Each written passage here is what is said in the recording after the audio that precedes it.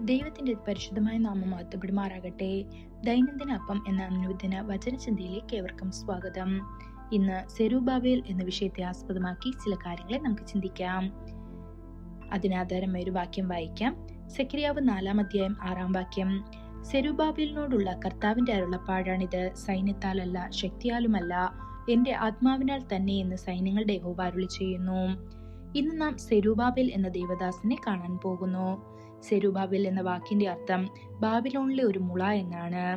ബാബിലോണിൽ തടവുകാരായി കൊണ്ടുപോകപ്പെട്ട മാതാപിതാക്കൾക്ക് അവൻ ജനിച്ചതിനാൽ അവൻ ഈ പേര് ലഭിച്ചു. എന്നിരുന്നാലും സെരുബാബേലിന് കർത്താവിനോടും യെരുശലേമിനോടും തീക്ഷ്ണതയും ഭക്തിയും ഉണ്ടായിരുന്നു. പുരോഹിതനായ യോശുവയ്ക്കൊപ്പം അവൻ ബാബിലോണിൽ നിന്ന് ജനത്തെ യെരുശലേമിലേക്ക് തിരികെ നയിച്ചു. അവിടെ അവർ യഹോവയ്ക്കൊരു യാഗപീഠവും പണിത് യാഗങ്ങൾ അർപ്പിച്ചു. ഇതിനുശേഷം നശിപ്പിക്കപ്പെട്ട ആലയം പുനർനിർമ്മിക്കുന്നതിനുള്ള അടിത്തറ സെരുബാബേൽ സ്ഥാപിച്ചു. ആദ്യത്തെ ആലയം ശലോമോനാണ് പണിതത്. ഇപ്പോൾ അതേ സ്ഥലത്ത് രണ്ടാമത്തെ ആലയത്തിന് അടിത്തറ പാകി. മഹാനായ രാജാവായിരുന്ന ശലോമോന് ആലയത്തിന്റെ പണി എളുപ്പത്തിൽ പൂർത്തിയാക്കാൻ കഴിഞ്ഞു. ദാവീദ് അതിനാവശ്യമായതെല്ലാം സംഭരിച്ചിരുന്നു. ആളുകൾ ഉദാരമായി നൽകി. ചുറ്റുമുള്ള രാജാക്കന്മാർ അവരുടെ സഹായം വാഗ്ദാനം ചെയ്തു. എന്നാൽ സെരുബാബേലിന് ഈ ഗുണങ്ങളൊന്നും ഉണ്ടായിരുന്നില്ല. മിക്ക യഹൂദരും ഇപ്പോഴും ബാബിലോണിലെ അടിമത്തത്തിൽ തന്നെ തുടരുന്നു. മടങ്ങിയെത്തിയവർക്ക് കാര്യമായ വരുമാനമില്ലായിരുന്നു. സ്ഥിരമായ ഉപജീവന മാർഗവും ഇല്ലായിരുന്നു.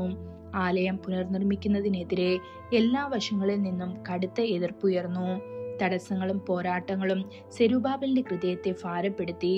അപ്പോഴാണ് കർത്താവ് അദ്ദേഹത്തിന് ഈ ഉപദേശം നൽകിയത്, ആത്മാവിൽ ആശ്രയിക്കുക എന്ന്. ഇന്ന് ആലയം മനുഷ്യ കൈകളാൽ നിർമ്മിക്കപ്പെട്ട ഒന്നല്ല. ഒരു വിശ്വാസിയുടെ ഹൃദയം കർത്താവ് വസിക്കുന്ന ആലയമാണ്. നിങ്ങൾ ദൈവത്തിന്റെ ആലയമാണെന്നും ദൈവത്തിന്റെ ആത്മാവ് നിങ്ങളിൽ വസിക്കുന്നുവെന്നും നിങ്ങൾ അറിയുന്നില്ലയോ എന്ന് 1 കൊരിന്ത്യർ 3-ാം അധ്യായം 16-ാം വാക്യത്തിൽ കാണപ്പെടുന്നു.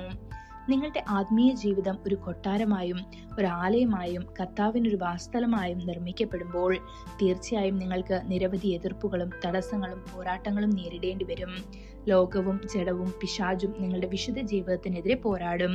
സാത്താൻ പരീക്ഷണങ്ങൾക്ക് പിന്നാലെ പരീക്ഷണങ്ങൾ കൊണ്ടുവരും. അത്തരം സമയങ്ങളിൽ പരിശുദ്ധാത്മാവിൽ ആശ്രയിക്കുക. ആത്മാവ് കൊണ്ട് മാത്രമാണ് എല്ലാം സാധിക്കുന്നത്. ദൈവത്തിന്റെ പ്രിയമക്കളെ, ശക്തനും ബലവാനുമായ പരിശുദ്ധാത്മാവ് നിങ്ങളോടൊപ്പം നിൽക്കുകയും നിങ്ങൾക്ക് വിജയം നൽകുകയും ചെയ്യും. ഈ വചനങ്ങളാൽ ദൈവം നമ്മെ ഓരോരുത്തരെയും അനുഗ്രഹിക്കുമാറാകട്ടെ. കൂടുതൽ ധ്യാനത്തിനുള്ള വാക്യം റോമർ 8-ാം അധ്യായം 26-ാം വാക്യം. അതുപോലെ ആത്മാവ് നമ്മുടെ ബലഹീനതകളിൽ സഹായിക്കുന്നു. എന്തിനു വേണ്ടി പ്രാർത്ഥിക്കണമെന്ന് നമുക്കറിയില്ലല്ലോ, എന്നാൽ ഉച്ചരിച്ചുകൂടാത്ത ഞരക്കങ്ങളാൽ ആത്മാവ് തന്നെ നമുക്ക് വേണ്ടി പക്ഷവാദം ചെയ്യുന്നു. ഇന്നത്തെ ബൈബിൾ വായന രാവിലെ യിരെമ്യാവ് 15, 16, 17 അധ്യായങ്ങൾ. വൈകുന്നേരം 2 തീമോഥെയോസ് 2-ാം അധ്യായം. ആമേൻ.